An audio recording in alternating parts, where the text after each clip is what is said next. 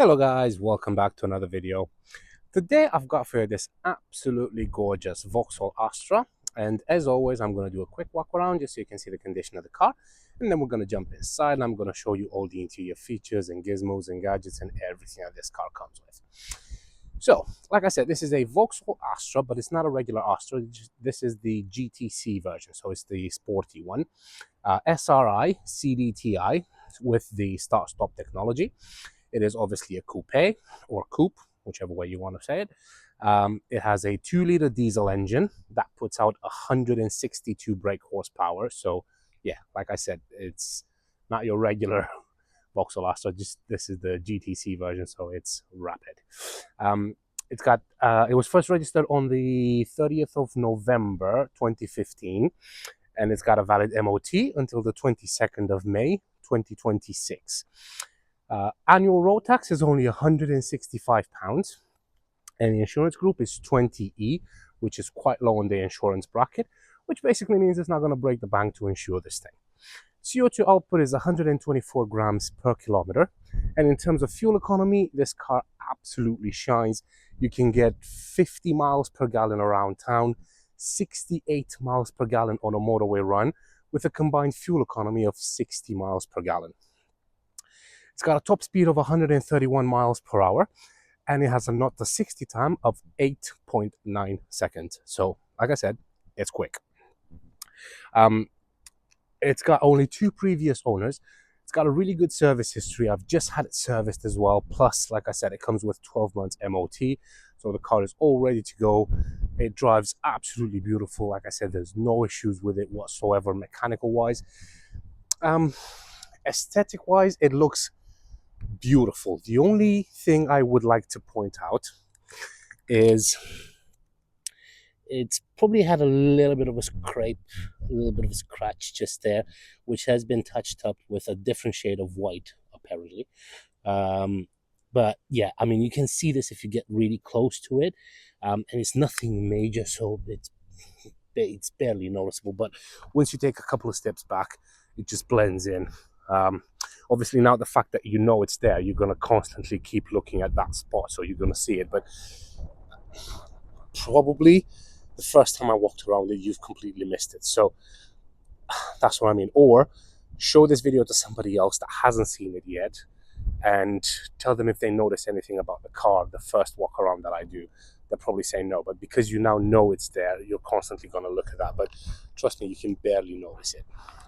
Anyway, as always, I like to point these things out because I don't like people to travel God knows how long to get here and they see something like that, which, like I said, is nothing major. And for a car of this age and mileage, I mean, it's 10 years old and it's done nearly 100,000 miles, 90-something thousand miles.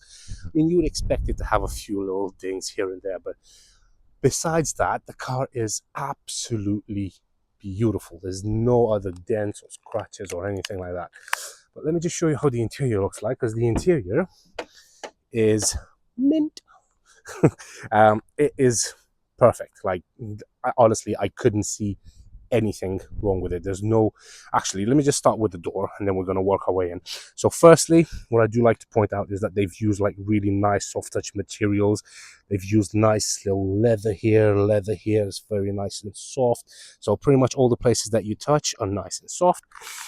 And the seats, I mean, have a look at the seats and the condition they're in.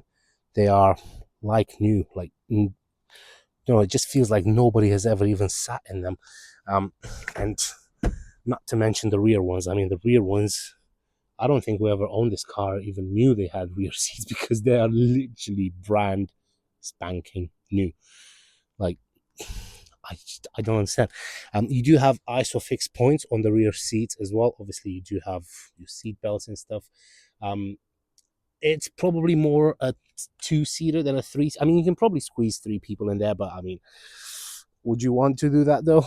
I mean, would they want to be stuck in the back there? But then again, it's not really what I would call a family car. It's more like a sporty-ish kind of car. So yeah, but yeah, the seats are fantastic. I've just noticed on the driver's seat over there, you can probably see a little bit of wear, But then again, that is the seat that sees the most use in a car, so obviously, but we'll get to that in a second. And this is not actually, this is like vegan leather, so it cracks but it doesn't break. Okay, so you can probably see on there as well, so it is cracked but it's not like torn or anything. It's just got a few little cracks in it, which again, it's perfectly normal even for leather. Or but in here you've got your glove box, which is nice and big, and then you also have your locking wheel nut, which I'm going to leave in the glove box. Okay, so you've seen the rear, and you do have side airbags as well. I should say airbag, and it does just there. There it is. So you do have side airbags in this one as well. Oh yeah, the alloys are in fantastic condition. They look absolutely beautiful. And you've got 18-inch wheels on this. Again, nice, big, makes it very sporty. Same on this side as well. Good size rimmed alloys, and they are fantastic condition. Tires are pretty much like brand new. And moving over to the rear, you do have rear parking sensors. You also have front parking sensors. I don't know if I showed you that. I'll show you now. So you do also have front parking sensors as well, which again makes parking a lot easier. But let's just go back to the boot here. So like I said, you've got parking sensors down there, you've got your exhaust tip over there, and over here you've got the badging, the GTC Astra, and then the boot. Now the boot, you can open it two ways. So you can either press on the key, which I'm struggling to get out of my pocket, sorry.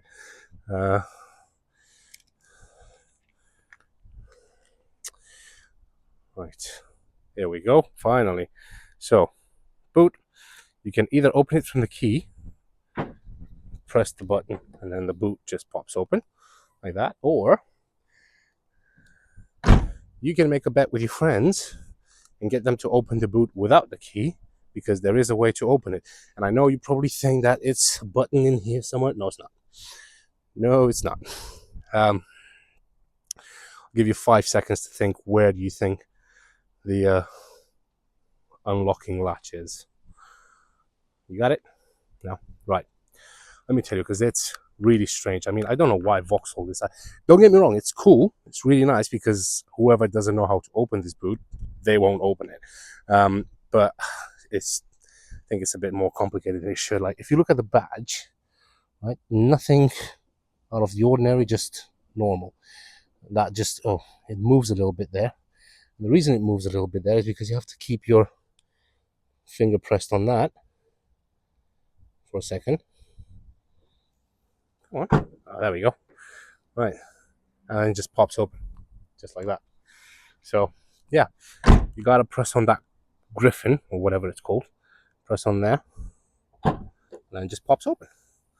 So, yeah, that's a nice little hidden feature. And if you don't know how to open the boot, you're not gonna open the boot, trust me.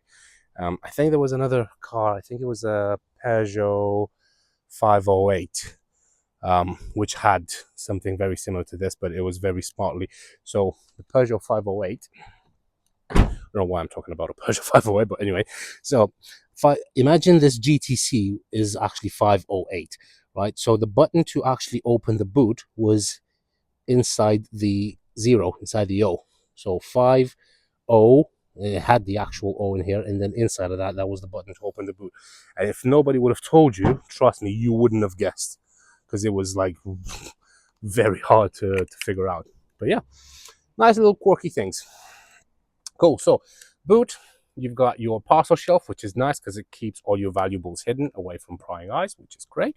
And then the boot is a fantastic size, especially for the class of the car. I think it's nice and big, and plenty of room to put stuff in here. Plus, you can always put the seats down through that, and then you get even more room in there. One negative, though, is probably going to be the fact that it's missing a spare tire. I mean, it didn't have a spare tire. It comes with this air compressor for some reason. I hate manufacturers when they do this. They just try to cut costs on as much as they can, right? But I kind of get it. I kind of see their point because I forgot which company it was. I think it was either Mercedes or Audi, or I forgot which one it was. They said that for every spare tire they don't put in a car, for every 4 cars that run out of a production line, they've got enough tires to fit the 5th car, which kind of makes sense because obviously there's cost involved and everything. But then if you get a flat tire, do you really want to be stuck on the side of the road waiting for the AA to show up 15 hours later? So yeah, well, it is what it is. At least they give you one of those like tire inflating kits, so if you do get a flat tire, you can inflate it, put that foam inside, and drive to the nearest like garage or something. But still, it's not ideal. Anyway, that's your fuel cap here. Obviously diesel. Make sure you don't put petrol in it because otherwise you're gonna be waiting for the AA again. So, but I'm just looking at the shape of the car. I think it's absolutely gorgeous.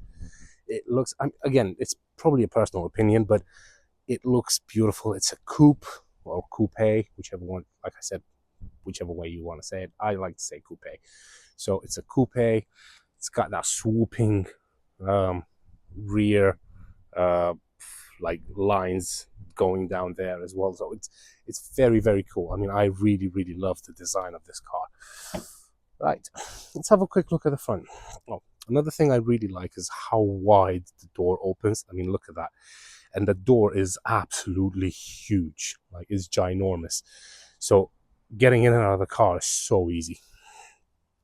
Again, all the nice soft touch materials. You obviously have controls for both front windows. That's for your electric mirrors. And then the driver's seat, again, is in fantastic condition, with the exception of those small little tears just there. But I'm not even going to call them tears. They're just creases. So, yeah. But it does happen, and I've seen it happening on much newer cars, which with much less miles than this one. So, I like this little plate down here. It says Vauxhall. It's nice and shiny, made of aluminium. And yes, it's aluminium, not aluminum. Count the letters. Thank you. You've got your bonnet opening latch right there, so let's just pull on that. I'm going to show you the engine bay now. So there it is, good old 2-liter diesel. It's kept in really, really good condition. As you probably know, or if you don't know, I don't like to clean engine bays. I just think that it could be a sign of somebody trying to hide something. So I always leave the engine bays as they are. I mean, you can probably see the difference there to here. This is like immaculate white. That's a bit dirty, but then that's how it should be. That's how it should be. It's an engine. It doesn't need to be cleaned and all that because it just doesn't need to. The coolant, nice and pink, so there's no mayonnaise in there. There's no head gasket issues or anything like that. Yeah, honestly, the car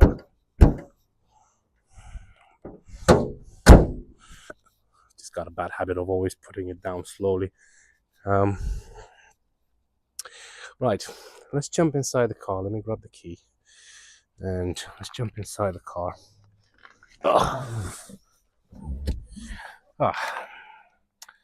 Right. So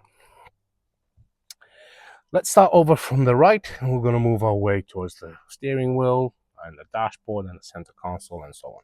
Right, so over here, as you can probably see, you've got your interior lights. So you do have auto lights on this one, which is great because you can set it to auto and then you never need to worry about turning the lights on and off again because the car will do it automatically. This is to dim the intensity of the light in the dashboard, and that's to change the position of the headlamps, to raise them or lower them. Excuse me. Right.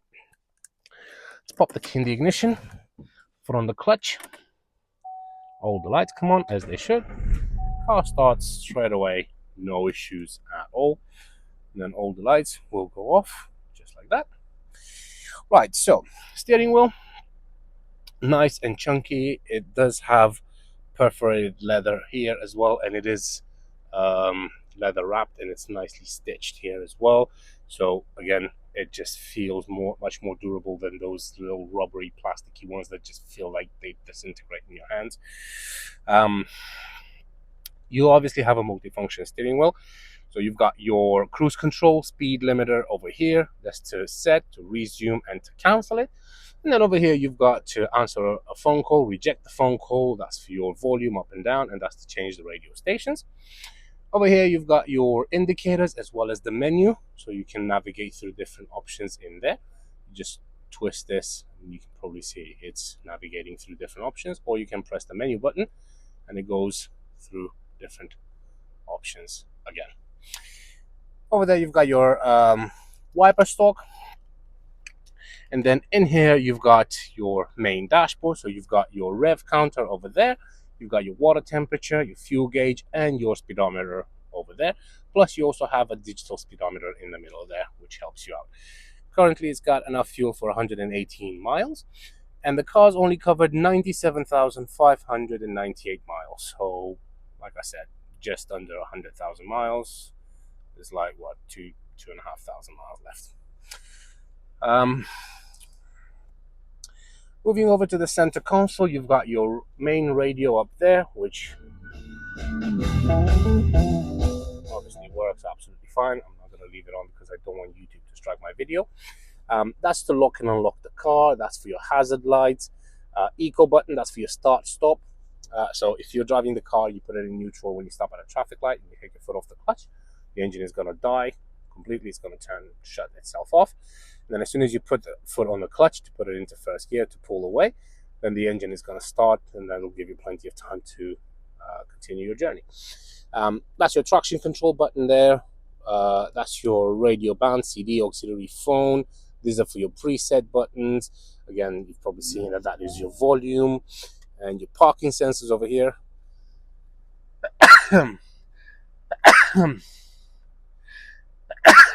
Yeah, excuse me. Right, there's always 3 sneezes, and it's the hay fever season, so yay. I've waited all winter for this. So you've got your parking sensors here, favorites, traffic announcement, that's to change frequencies, and that's for something else, to reject the CD, which you have down here. Moving a little bit lower, you've got your climate control. So you've got a fan on 6 speeds, as you can probably see in there. 6, 5, 4, 3, 2, 1, 0. That's to turn it off. That's your AC, recirculate. This is where you want the air to come out from. That's to choose the temperature. Front window defrost, rear window defrost. Very, very simple. Over here, we've got our 6-speed manual gearbox, and it's very, very smooth. It goes through all the gears flawlessly. There's no crunches or anything like that when you put it into gear. Actually, I'll just show you. So, first, second, third, fourth, fifth, sixth, and then reverse. You press this button left and up, and once you've done that, it will automatically kick in your parking sensors as well. So, right. Down there, you've got a USB port, you've got a 12-volt socket and auxiliary port, plus you've got some storage in here as well. And then over here, you've got 3 cup holders, which is weird. But yeah, you've got 3 cup holders. Good old manual handbrake. If you've watched any of my other videos, you know I'm a big fan of manual handbrakes because they very rarely go wrong, and when they do, they're very easy to fix. Usually there's a cable that you need to tighten, or that's pretty much it. With the electronic counterparts, there's computers, there's chips, there's all sorts of witchcraft and wizardry that I'm not really keen on learning how to fix. Plus, I don't even have the time or the tools to fix it. And also, it's usually about 1,500 times more expensive to fix an electronic one than a manual one. So, yeah. Armrest, nice and chunky. Again, it's very soft and squidgy. I mean, look at that. Plus, it also extends as well, which is nice because it gives you more hand support. And also, there's a little button down there. You press that, and you've got some more storage inside the armrest as well. Now, the rear view mirror, you can probably see that little black dot just there. So that is actually a sensor. So what that does is that senses if somebody behind you comes with their high beams on, and the mirror will automatically dim itself so you don't get dazzled by the very considerate driver behind you. And yeah, it'll give you better visibility so you don't get dazzled. In here, you've got your interior light, and one thing I really love is when I turn this on to turn on the light because the door is open. Look how nice that comes in. So it just fades in, if I can say that. Or when you turn it off, it goes off completely. But when you turn it back on, it just slowly comes on. Which again, it's a really nice touch. You don't have to like get blinded straight away. And obviously, the other ones work absolutely fine. Got a couple of microphones up here for your Bluetooth, and then over there, that's to turn off the interior alarm in case you have a dog or somebody else left in the car while you go out to take some money from an ATM or buy something or some whatever. So the alarm doesn't start if it senses somebody inside. Got a sun visor here with a vanity mirror and two lights on each side, which help out a lot. But one thing I did notice that this car doesn't have is a sunglass holder. You get one of these Jesus handles, which is great, but it doesn't have a sunglass holder. And as you can see, I always have my sunglasses on. Personally, I think all cars should have a sunglass holder because everybody uses either sunglasses or regular reading glasses, and it should have room for a sunglass holder, but it doesn't. So yeah, cool. Right, let's go and park this baby right up, and let me see. Right, I need to move my seat forward a bit because I pushed it all the way back from when I was taking the photos. Where am I going to park it? Right, I think I know where I'm going to park it, but I'm not 100% sure. But let's go. It just whoa, slow down. Yeah, it just goes. Once you put your foot down, it just goes. Right, let's go into reverse.